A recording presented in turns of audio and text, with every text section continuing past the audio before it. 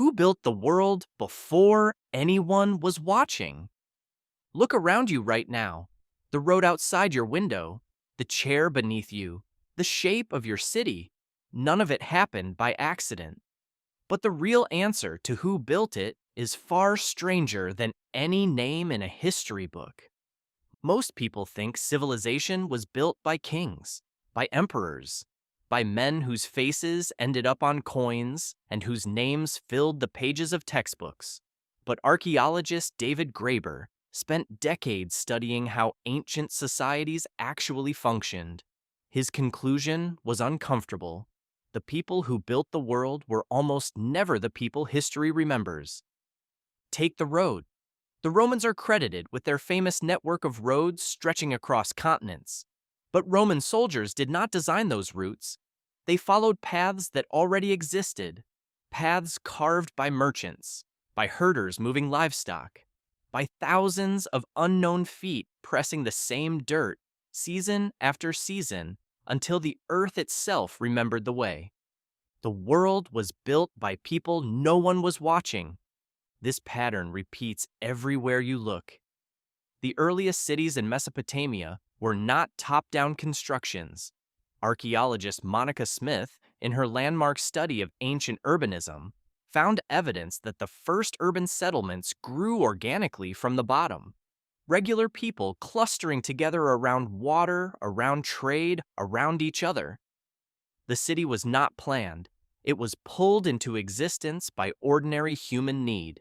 Even your language was built this way. You did not choose the words in your mouth. No one sat in a room and invented them. Linguist William Labov spent his career tracking how language shifts.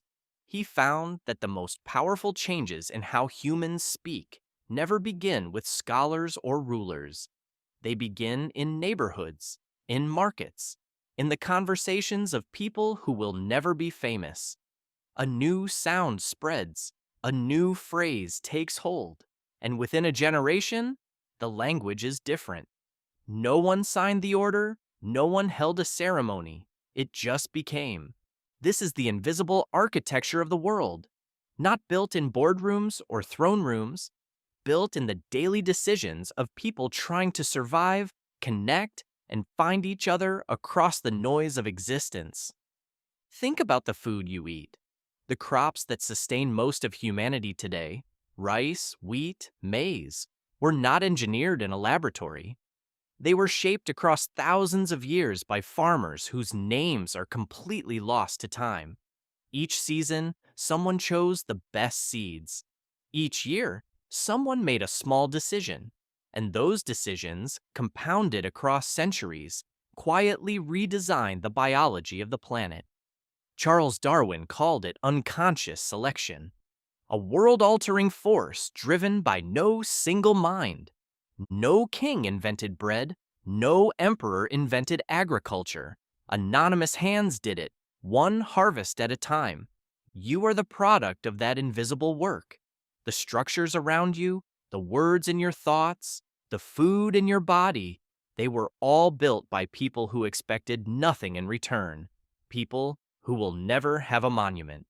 People who are, in the most literal sense, the foundation beneath everything you see. History loves a name, a face, a moment, but the actual architecture of your world was laid down in the silence between famous events, in the slow accumulation of ordinary choices made by people who were simply trying to make tomorrow slightly easier than today. The next time you walk a road, speak a word, eat a meal, or sit in the shape of a city, you are standing on their work. The architects who built the world before anyone was watching. The ones who never knew what they were building. The ones who built it anyway. Look around you right now. None of it happened by accident, but none of it happened because of the people you were taught to remember either.